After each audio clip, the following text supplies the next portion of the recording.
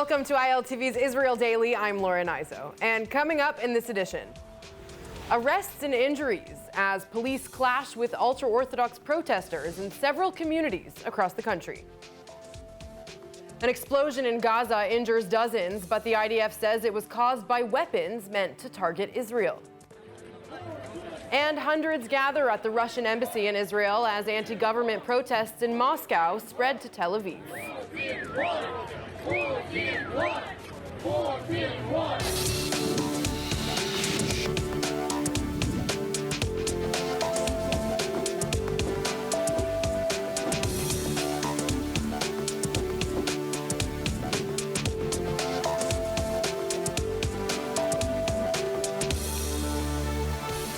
Out of a population of 9 million people, Israel has already vaccinated more than 2.5 million citizens against COVID-19. Following healthcare workers, anyone over the age of 60 was next, each week the age requirement being scaled down by 5 years. Now, before the age requirement moves below 40, the health ministry is beginning to vaccinate teenagers. Confused? So are we. We have an expert standing by to clear things up, but first, here is where the country stands in its vaccine drive. After weeks of a steady rise in coronavirus cases, infection rates in Israel are showing positive signs as the country undergoes an ambitious vaccination campaign. As of Sunday morning, Israel vaccinated 2.5 million people, with almost 1 million having had the first dose. The health ministry on Friday reporting a decline in daily new coronavirus infections, meaning the lockdown combined with a simultaneous vaccine push could be working. Still, health agencies in Israel are beginning to vaccinate teenagers this week. Israelis between the ages of 16 through 18 will get inoculated this week, since experts believe they could be the reason for relatively high infection rates. But those between the ages of 19 through 39 still have no eligibility to be vaccinated, causing confusion among the population. So the Prime Minister is focusing on the remaining 20% over the age of 60 who are still too scared to get the shot, with this social media message making sure not to forget about the upcoming election. מבן 61, למעלה מבן 60, ורעייתי, גם כן עברה את הגיל, התחסנו ועשינו בדיקות דם, והנוגדנים קפצו בצורה אדירה. הלוואי שיהיו ככה הסקרים, אבל נדבר על זה בהזדמנות אחרת. Preparations are underway to establish many more rapid testing stations throughout the country. To provide more green passports, a special ID assigned to vaccinated or recovered individuals, allowing them to avoid certain restrictions. Experts say more testing leads to more green passports and would allow more businesses to open up. But according to a military-led COVID task force, the huge vaccine push could actually make things worse by forcing the virus to evolve into a new, more dangerous strain. They are recommending that mandatory quarantine and other restrictions should remain in place even for those with a special passport. Still, Netanyahu is making it his personal mission to get everyone vaccinated before the country heads to the polls on March 23rd. אם אתם מכירים מישהו או מישהי שחוששים להתחסן, תשלחו לי את השם ומספר הטלפון, אולי יקבלו שיחת הפתעה ממני, אולי אני אשכנע אותם. Chana Rifkin, ILTV. All right, clarification is clearly needed as to which age groups are now approved to receive the vaccine. So here to clear it all up is Dr. Ian Miskin, COVID response team head at Clalit in the Jerusalem district. Thank you, doctor, for joining us. Good afternoon, good evening. Well, what's happened is basically we saw the challenge of letting the 11th and 12th graders get to their bagrut, to the matriculation, without having to be in quarantine left, right, and center because people would be positive in their classes. So a decision was made to vaccinate those of the age of 16 to 18, which would enable them, if they are contacted, if they do get contact or get exposed to people who are positive, would enable them not to go into quarantine, which would enable them to actually study properly, not from home towards their final matriculation exams. This is deemed to be important enough to push them forward in their priority to get vaccinations. But the people we really want to get are the over 60s, and we're doing pretty well there. We've got over 80% in some parts of the population. We're doing a little less in other parts. And we are continuing to vaccinate all those over 40, and also teachers, people in prison officers, and other parts of the population will be deemed to be necessary. So here's the question. What happens to those of us like me between the ages of 19 and 39? We're just falling in this loophole. When will I be able to get vaccinated? Well, either you start teaching, which is an idea, or else we reckon that within about a week or two, we will be vaccinating all and sundry, yes. We realize that, we can't keep going on as we are. It's causing a lot of tension in the population. And if we are sure that we'll be getting the vaccines, then we will definitely be lowering the age as far as, in other words, over 16s will be able to get vaccinated, which is what we really want to get done. We know how to do it. We can know how to do it pretty fast. We also, of course, are vaccinating the second vaccination for all those who've got the first. And yes, and I think we're doing a pretty good job. We are yet to see the results of what our teams are working at. I'm talking teams who are working 12 hours a day to get the vaccinations done. And it's not an easy vaccination to be done, which is one of the reasons that it's been deemed to be given in the kupot rather than in the schools. And our teams are actually doing it, but we have to be sure that we will have enough vaccinations to give the second vaccination to all those who've had the first. Yes, we're working on it. There was an article in Haaretz about Israeli expats coming to Israel to get the vaccine because they have to wait so long in the countries that they live in. Can Israeli citizens who aren't residents get vaccinated if they come to Israel? Can they pay for it privately, or do they have to have health insurance in order to come to Israel and get vaccinated? I think that's one of the great things about this country. You cannot buy the vaccine. You cannot use your money. It's not a question of those who haves and have-nots. The have-nots will get it as soon as together with the haves. In other words, Israelis who are coming back from abroad who do not have continuous Israeli health vaccinations will not be allowed to get the vaccinations. In other words, we will not have health tourism, reverse health tourism, Israelis coming back to get the vaccinations, getting them instead of those who've been here the whole time. Okay, one last question very quickly. There's some speculation that Israel's massive vaccine push could lead to a new strain evolving in Israel. How likely do you think that is? Well, that's a question way over my head. I think what we are seeing that the British vaccine, the British strain, as we call it, which is very able to cause people to get them sick faster than the others, it has conquered the country again. In other words, the Brits are here, and we'll reckon that by the end of this month, about 70 to 80% of all people will be infected with the British variant. The question is, will we be able to keep out the other variants from coming in, if it's the Brazilian one or the South African one, which is why we're talking about a lockdown on the country of people who are coming in who will have to spend 10 days in quarantine. We think it's very, very important to do this. All right. As to a local-born strain, well, I don't think we're talking about that at this stage. All right. Well, hopefully we won't have to talk about that at any stage. Dr. Ian Miskin, thank you so much for your insight. Thank you very much. Okay, let's take a look at the latest COVID numbers. On Saturday, Israel's health ministry recorded 2,394 new cases, with a positive infection rate of 8%. In context, the numbers are relatively lower on Saturdays as less tests are carried out than throughout the week. There are 1,228 in serious condition, and the death toll stands at 4,361. Amid that massive vaccine push, Israel's COVID lockdown is getting stricter. The government is expected to approve new limitations on Monday that include increased fines for rule breakers. Also, as of today, travelers will not be allowed in the country without a negative COVID test. That might be irrelevant, though, since the Prime Minister is recommending the airport close altogether for 2 weeks. According to Netanyahu, anyone wishing to enter or exit the country would need special permission, since there is evidence mutations of the virus could be more dangerous than originally thought. Okay, hundreds of protesters gathered this morning in the Jerusalem neighborhood of Mea Shearim, and they clashed with Israeli police who attempted to shut down an illegally functioning yeshiva in the ultra-orthodox community. Protesters were throwing objects at security forces as one demonstrator was arrested, and similar scenes played out in Ashdod, where 4 were arrested and 4 officers were injured.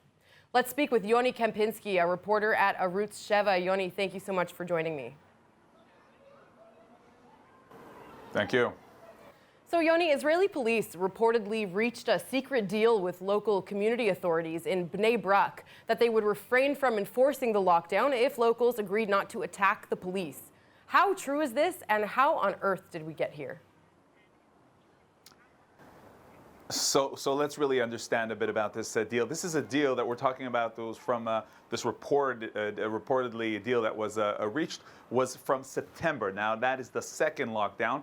The way this deal was reached was that the police said warned actually the heads of the yeshivas in the Haredi areas, if we don't see something calming down in terms of the protest, in terms of the violence against the police officers, then we will come in and be more strict regarding the taking care of the regulations, the health regulations, and acting really against the different crowds that have been coming and we've seen together in the different events. So that's the way it was reached. It wasn't as if they came to them with some sort of like an agreement, like you guys could do whatever you want and we won't come in. It wasn't as bad as that. And we're talking about the second lockdown. What we are seeing now is that nothing of that agreement is taking place.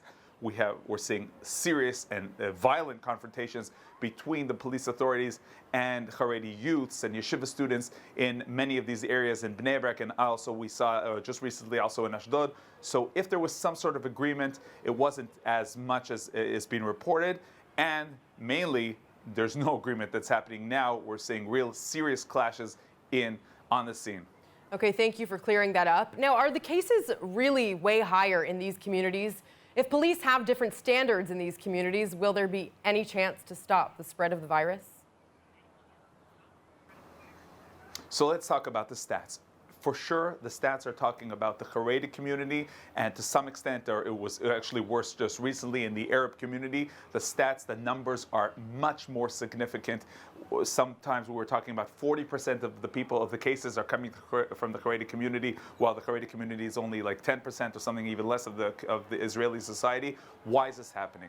First of all, yes, it is happening because they are not, many of those in those communities are not acting according to regulations.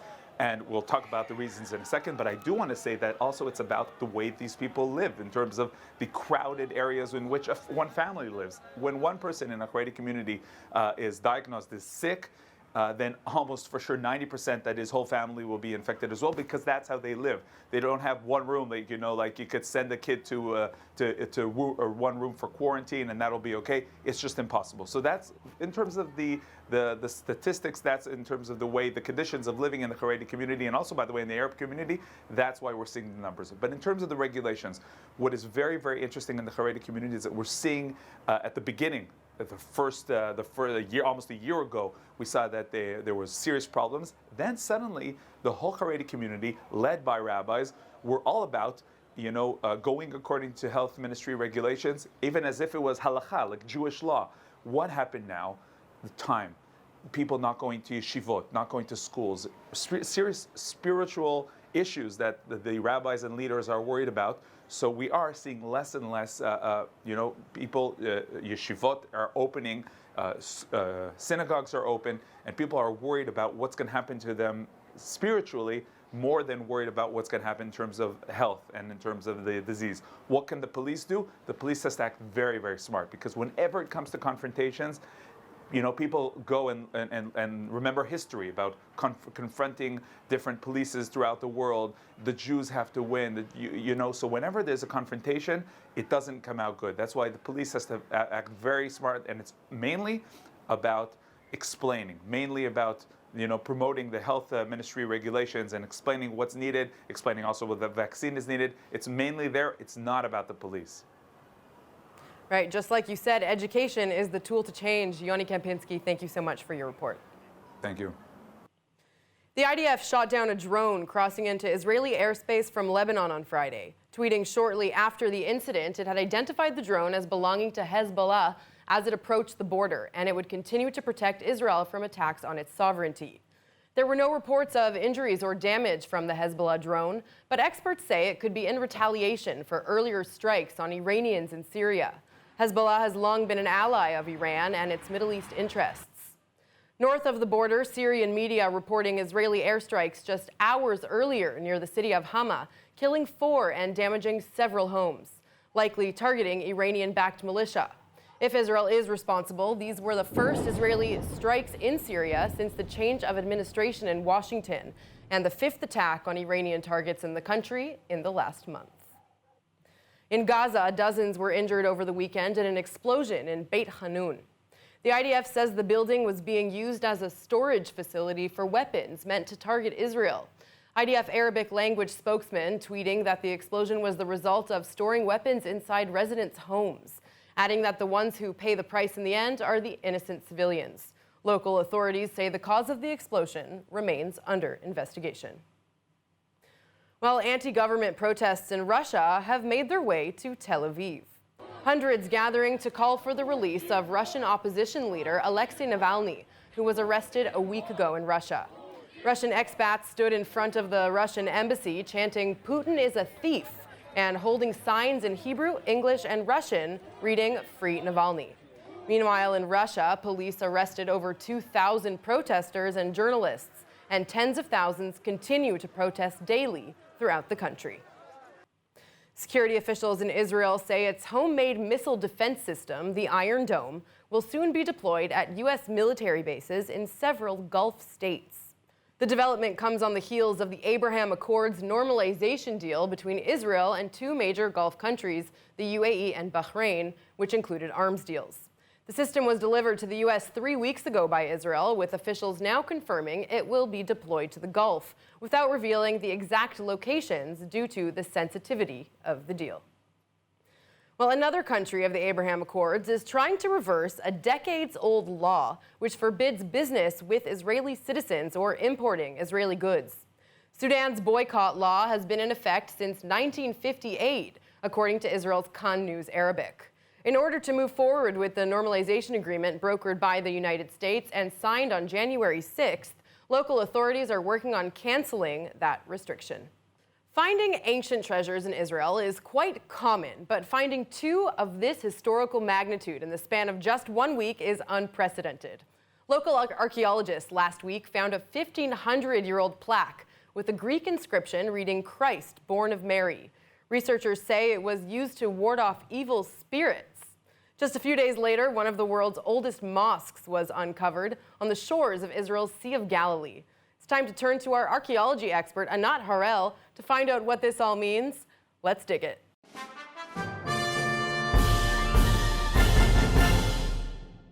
All right, hi Anat, welcome to the show. So nice to have you. Hi, nice to be back. Okay, so Anat, an incredible inscription was found in the Jezreel Valley. Tell us about it. Yes, and so the Jezreel Valley is the beginning of the Galilee, and it's very well known to have had a long, several hundred years of Christian history in the ancient times. And so what happened was that in the archaeological excavation by the Israel Antiquities Authority in a little Arab town called Taibe, they discovered in a wall of a building that they're not quite sure where it belongs to, one of the stones had an inscription on it in Greek, taking it back to the Byzantine times. And it said, "Christ born of Mary," and then so and so and so, mentioned a few names.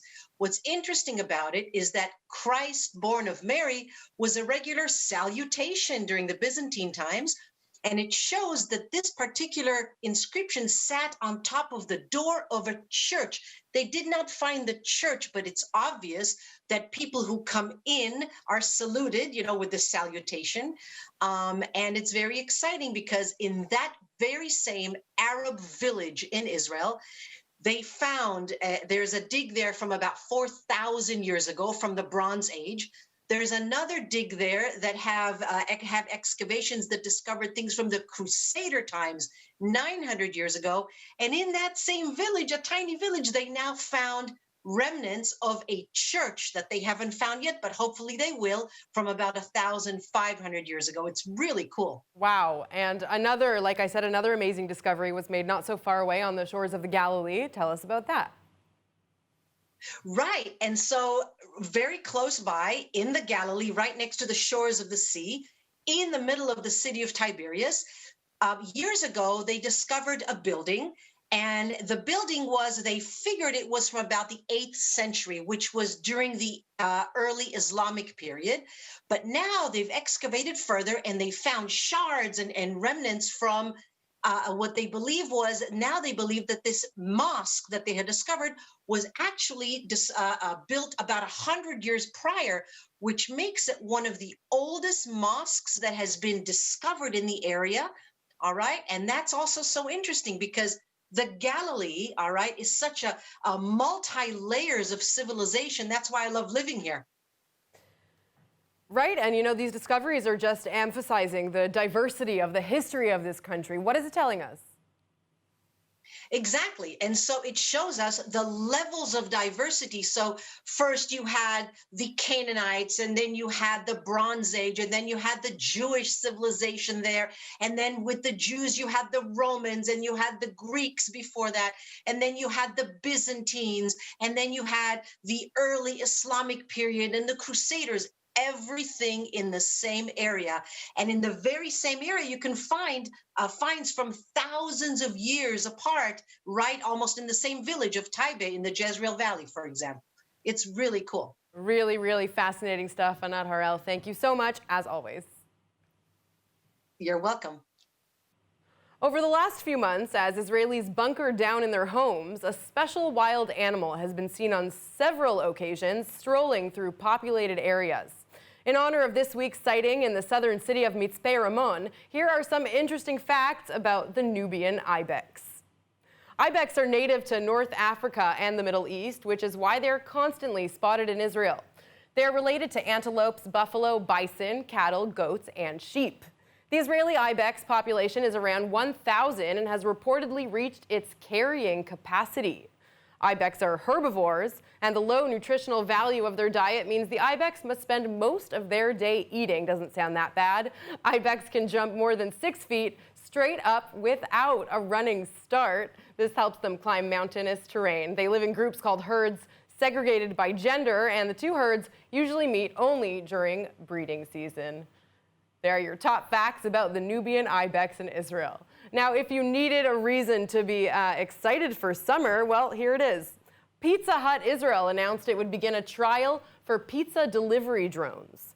The restaurant chain will have drones deliver several orders together to landing zones where drivers will pick them up and then bring them to individual customers. The landing zones will be approved by the government and located in spaces such as parking lots. According to a report in the Wall Street Journal, those drone trials are set to begin in June.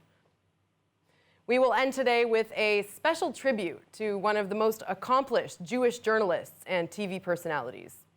Award-winning newsman Larry King died on Saturday at the age of 87. No cause of death was given, but his former employer, CNN, had reported in December that he was hospitalized with COVID-19. King, who conducted roughly 50,000 interviews throughout his career, was a staunch supporter of Israel and generally a great journalist. The world is a little bit less informed and a little bit less stylish without Larry King. All right, let's take a look at the weather forecast. Yep, it's still cold. Tonight will be around 44 degrees Fahrenheit or 7 degrees Celsius. Oh boy, tomorrow will be partly cloudy with a high of 65 degrees Fahrenheit or 18 degrees Celsius. And now, just before we go, let's take a look at what's going viral in Israel.